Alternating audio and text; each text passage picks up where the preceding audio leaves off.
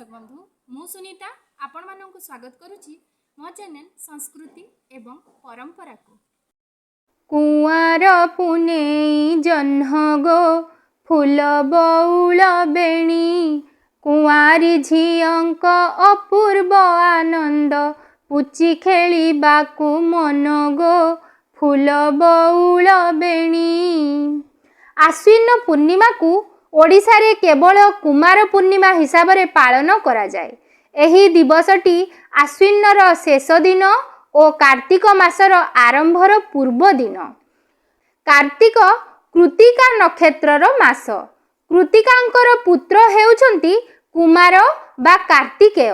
कार्तिक निजे चिर कुमार श्रेष्ठ पुरुष एवं देवता मानंकर सेनापति थिबारु संभवतः तांकरी पवित्र पौराणिक स्मृति रे उद्बोधन पाई एही पूजार सृष्टि होइथिबा संभव। एही दिन चंद्र अश्विनी नक्षत्र रे रुहंती। वैदिक कालरू अश्विनींक संगे कुमारंकर नित्य संबोध। तेणु एही अश्विनी चंद्र हेले अश्विनी कुमार, एही पूर्णिमा हेले कुमार। एहीपरि हुए तो ए दिनटीर नाम होइछि कुमार पूर्णिमा।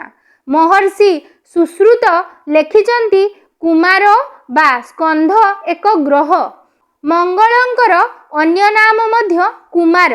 एमानंकर कुमार बा बालुत मानंक उपरे खराब प्रभाव पडुथिबा हेतु आयुर्वेदीय मतरे एही दिनटी सेमानंकर कोप दृष्टिरु रक्षा निमंते उपचार करा जाए। भिन्न एक कहानी मते एकदा आश्विन पूर्णिमा दिन कृष्ण रुक्मिणी और सत्यभामा राति रे पशा खेलुथिले।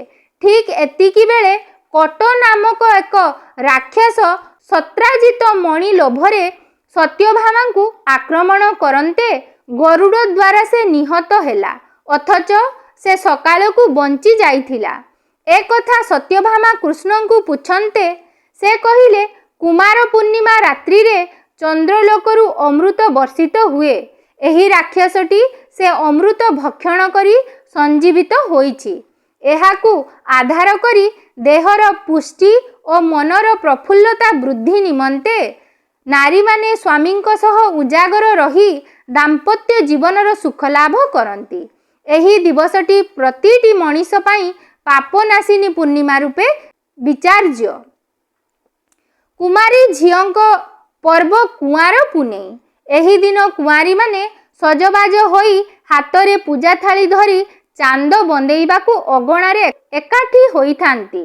लोक कथा अनुजाई एही पूजा कुआरी झियो माने निष्ठार सह कले तांकू चांद परी सुंदर और शीतल स्वभावर बर मिलिथाए। हिंदू शास्त्र अनुसारे आश्विन मास पूर्णिमा रे महादेवंक पुत्र कुमार कार्तिकेयंक जन्म होइथिबा कारणरू एही दिन को तांकर जन्म दिवस रूपे पालन करा जाए। कुमार कुमारींक पूजा परंपरा एही पर्वर मूल लक्ष्य। कुमार पूर्णिमार अन्य नाम कौमुदी पूर्णिमा रहिथिबा अनेक कहंती।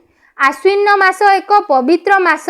वर्षा ऋतु धरापृष्ठरू विदाय नेइछि। शरत ऋतु आगमन रे पृथ्वी माता उल्लसित होइछंती। कविंक भाषारे उपगत हेला धरारे रम्य शरद काल बरसार बल हटिला नभ हेला निर्मल। आकाश स्वच्छ निर्मल लतारे जह्नी फूल हसुची। रातिरे जह्नर धवल ज्योत्स्ना कुमारी मानंकर जह्नी ओषा गीत जह्नी फूल ठोठा काकुड़ी फूल ठोठा गुंडुची मूषा कही जाइची चाउल मुठे थोइथा ग्राम्य परिवेश को आनंद मुखरित करिथाए। दशहरा ठारू पूर्णिमा पर्यंत कुमार उत्सव पालन करा जाए। एही दिन मानंकरे ताश खेल पैसा खेल कौड़ी खेल आदि चली थाए।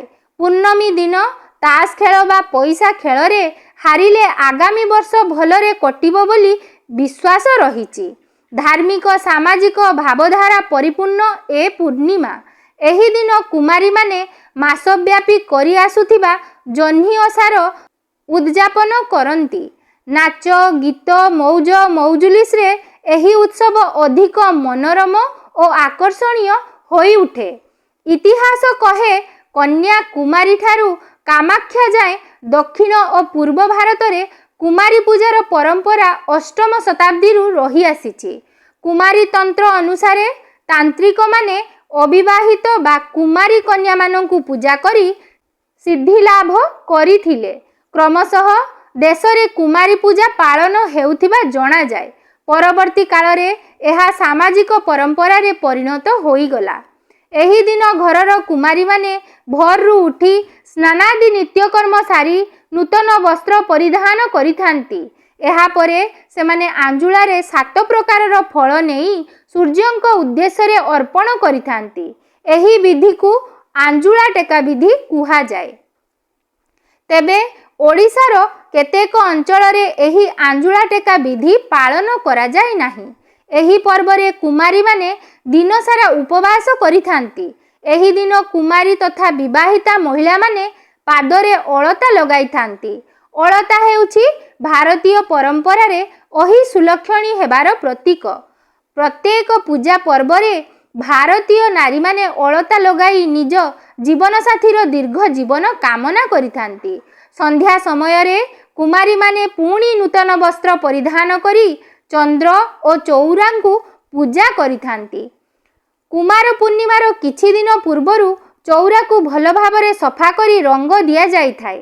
କୁମାର ପୂର୍ଣ୍ଣିମା ଦିନ ସନ୍ଧ୍ୟାରେ ଚଉରା ଆଗରେ ମୁରୁଜରେ ବିଭିନ୍ନ ପ୍ରକାର ଚିତ୍ର କରାଯାଇଥାଏ ଓ ଚଉରାକୁ ଫୁଲ ଓ ସିନ୍ଦୁରରେ ସଜାଯାଇଥାଏ।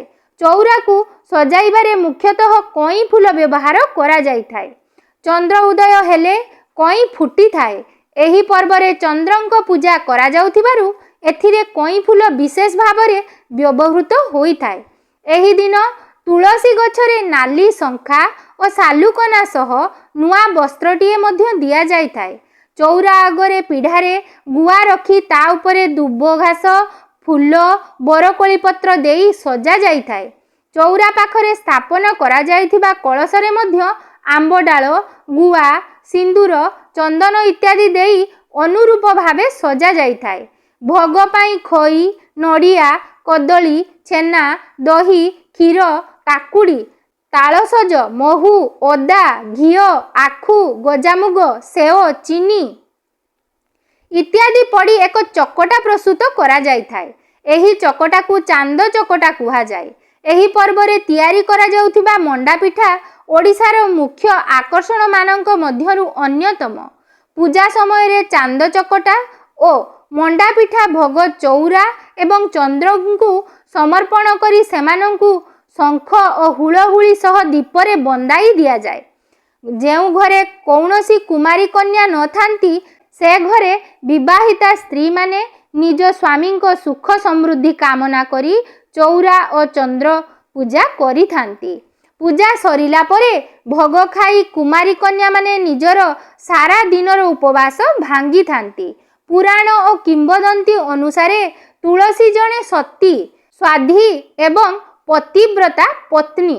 ତାଙ୍କର ସତୀତ୍ୱ ବଳରୁ ରାକ୍ଷସ ଜଳନ୍ଧର ବଳିୟାନ ଥିଲେ। ସେ ବର ପାଇଥିଲା ଯେ ତୁଳସୀର ପତିବ୍ରତା ନଷ୍ଟ ନ ହେଲା ଯାଏଁ ତାକୁ କେହି ମାରିପାରିବେ ନାହିଁ। ଏପଟେ ଜଳନ୍ଧରର ବିନାଶର ଆବଶ୍ୟକତା ଥିଲା। ଏଣୁ ବିଷ୍ଣୁ ନିଜେ ଜଳନ୍ଧର ବେଶରେ ଯାଇ ତୁଳସୀଙ୍କର ସତୀତ୍ୱ ଅପହରଣ କଲେ। ଫଳରେ ଜଳନ୍ଧର ବଧ ହେଲା। ଅନ୍ୟପକ୍ଷରେ ଏଥିପାଇଁ ତୁଳସୀ ମର୍ତ୍ତ୍ୟରେ ପ୍ରତି ଘରେ ଏବଂ ଶୁଭ କାଳରେ ପୂଜା ପାଇବା ନିମନ୍ତେ ସେ ତାଙ୍କୁ ବର ଦେଲେ। ପୁନଶ୍ଚ ତୁଳସୀ ହେଉଛନ୍ତି ଭକ୍ତି, ପ୍ରୀତି, ଶାନ୍ତି, ମୈତ୍ରୀର ନିଦର୍ଶନ। ସେ ସକଳ ବାଞ୍ଛା ପୂରଣ କରନ୍ତି ବୋଲି ବିଶ୍ୱାସ। ସେଥିପାଇଁ ଏହି ଦିନ ତୁଳସୀ ମାଙ୍କର ପୂଜା କରାଯାଇଥାଏ। ତୁଳସୀ ମୂଳେ ଦେଲି ଜାଗର, ତୁଳସୀ ବୋଇଲେ ମା ଗେବର। କାନକୁ ସୁନାପେଡ଼ି କନ୍ୟା, 12 ବରଷର ଧାନ ପୁରୁଣା। କାଖେ ପୁଅ ପଣନ୍ତେ ପୁଅ, ଜୀବନ ଥିଲା ଯାକ ଐହ ହୁଅ। ମରିଗଲେ ବୈକୁଣ୍ଠକୁ ଯାଅ। ତୁଳସୀଙ୍କୁ ପାଥେୟ କରି କୁମାରୀ କନ୍ୟାମାନେ ଯେଉଁ ଓଷା ଇନ୍ଦୁ ପୂର୍ଣ୍ଣିମା ଠାରୁ ଆଶ୍ୱିନ ପୂର୍ଣ୍ଣିମା ଯାଏଁ ପାଳନ କରନ୍ତି ତାକୁ ଜହ୍ନି ଓଷା କହନ୍ତି। ଜହ୍ନି ଓଷା ଜହ୍ନି, ତା ଫୁଲ ଓ ଫଳକୁ ଆଧାର କରି ଚାନ୍ଦ ପୂଜା କରାଯାଏ। କୁମାର ପୂର୍ଣ୍ଣିମା ଜହ୍ନି ଓଷାର ଉଦ୍ଯାପନ ଦିବସ। ଏହି ଦିନ ଏହି କୁମାରୀ କନ୍ୟାମାନେ ମଧ୍ୟ ଉଜାଗରରେ ନାଚ ଗୀତ ଓ ଖେଳ ଇତ୍ୟାଦିରେ ଚମକାନ୍ତି ରାତି। ତାଙ୍କ କଣ୍ଠରେ ମଧୁର ସ୍ୱରରେ ଥାଏ, ଜହ୍ନି ଜହ୍ନି ଜହ୍ନି ଆଞ୍ଜୁଳି ନିତି ପକାଏ 3 ଆଞ୍ଜୁଳି। ଦୋଳିରେ ଯାଏ ଦୋଳିରେ ଆସେ, ପଟା ପିଢ଼ା ଖଣ୍ଡି ମାଡ଼ି ବସେ। ଧାର୍ମିକ ଦୃଷ୍ଟିକୋଣରୁ କୁମାର ପୂର୍ଣ୍ଣିମାର ବିଶେଷତ୍ୱ ନିଶ୍ଚିତ ଭାବରେ ଅଛି। ସେହିପରି ପଶ୍ଚିମ ଓଡ଼ିଶାରେ କୁମାର ପୂର୍ଣ୍ଣିମାର ପୂର୍ବ ଦିନ ଓ ପୂର୍ଣ୍ଣିମା ଦିନ ଗାଈମାନଙ୍କର ବଏଲ ଯାତ୍ରା ଅନୁଷ୍ଠିତ ହୋଇଥାଏ। ଶ୍ରୀକ୍ଷେତ୍ରୀୟ ଶ୍ରୀ ଜଗନ୍ନାଥୀୟ ପରମ୍ପରାରେ ମହାପ୍ରଭୁ ଶ୍ରୀ ଜଗନ୍ନାଥଙ୍କ ସହିତ ମା ମହାଲକ୍ଷ୍ମୀଙ୍କର ଏହି କୁମାର ପୂର୍ଣ୍ଣମୀର ରାତ୍ରରେ କଉଡ଼ି ଖେଳ ଅନୁଷ୍ଠିତ ହୋଇଥାଏ। ଅତୀବ ଦିବ୍ୟ ଭବ୍ୟ ଚିତ୍ତାକର୍ଷକ ଏହି କଉଡ଼ି ଖେଳ ଏବଂ କଉଡ଼ି ଖେଳରେ ହାରି ମହାପ୍ରଭୁ ମା ମହାଲକ୍ଷ୍ମୀଙ୍କ ପାଖରେ ବନ୍ଧା ପଡ଼ିଥାନ୍ତି। ଅତି ସୁନ୍ଦର ଭାବରେ ଏହି କଉଡ଼ି ଖେଳର ବିଧାନ ଅନୁଷ୍ଠିତ ହୋଇଥାଏ। କୁମାର ପୂର୍ଣ୍ଣିମା ଅବସରରେ ଶ୍ରୀମନ୍ଦିରରେ ଏହି ନୀତି ପାରମ୍ପରିକ ଭାବେ ସମ୍ପନ୍ନ ହୋଇଥାଏ। ତେବେ ଚାଲନ୍ତୁ ଆଉ ଡେରି ନ କରି ଆମେମାନେ ସବୁ ଏହି ଶରଦ ପୂର୍ଣ୍ଣିମା, ଆଶ୍ୱିନ ପୂର୍ଣ୍ଣିମା, କୋଜାଗ୍ରୀ ପୂର୍ଣ୍ଣିମା, ନବାନ୍ନ ପୂର୍ଣ୍ଣିମା, କମୁଦି ପୂର୍ଣ୍ଣିମା ବା କୁମାର ପୂର୍ଣ୍ଣିମା ନାମରେ ଯାହା ବିଖ୍ୟାତ, ସେହି କୁମାର ପୂର୍ଣ୍ଣିମାକୁ ଆମ ଘରମାନଙ୍କରେ ସବୁ କିପରି ଭାବରେ ପାଳନ କରିଥାଉ ଆଗକୁ ଭିଡ଼ିଓ ମାଧ୍ୟମରେ ଦେଖିବା। ଜୟ ଜୟ ପଦ୍ମା ପଦ୍ମିନୀ କାମିନୀ ସର୍ବଫଳପ୍ରଦା ଶାସ୍ତ୍ରମୟୀ, ହରିହର ବ୍ରହ୍ମା ସୁପୂଜିତା ସେବିତା ଶ୍ରୀ ଗଜଲକ୍ଷ୍ମୀ ମହାମାୟୀ।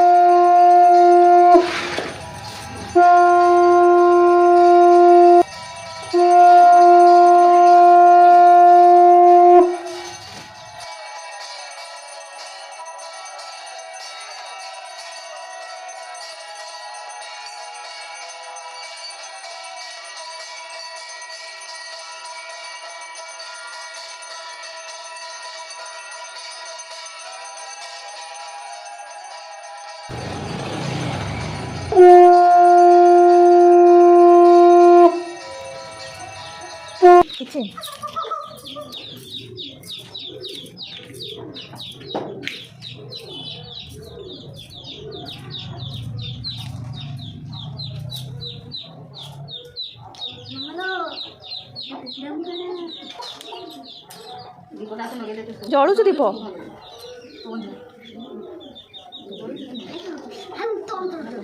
ଭୋଗ ଦେବେନି କି?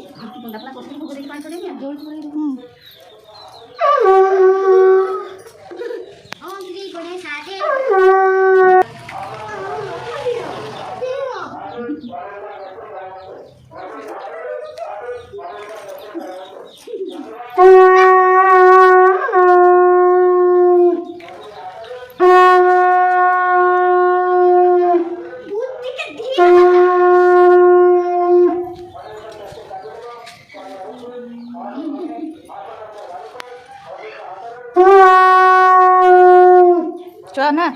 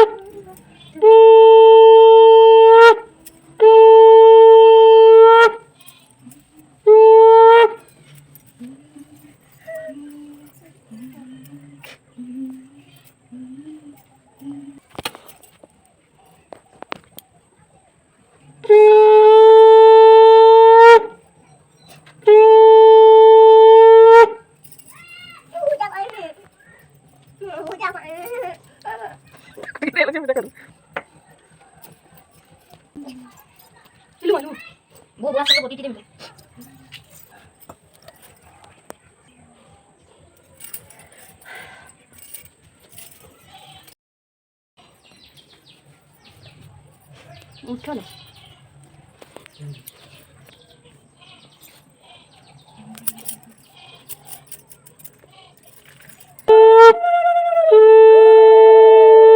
ଉପରେ ଟିକେ ପକେଇକି ଚାଉଳ ଟିକେ ଛେଚିଦେ କାନଟା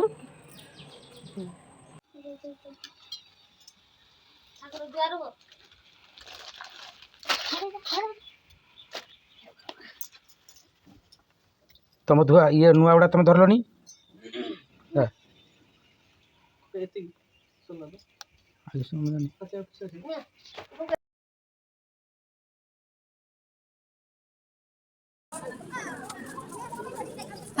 ବହୁତ ହି ସୁନ୍ଦର ପରଫର୍ମାନ୍ସ ଥିଲା ଆଜି ସାଙ୍ଗ ଏବେ ଆସିବେ ମିସ୍ ପିଙ୍କି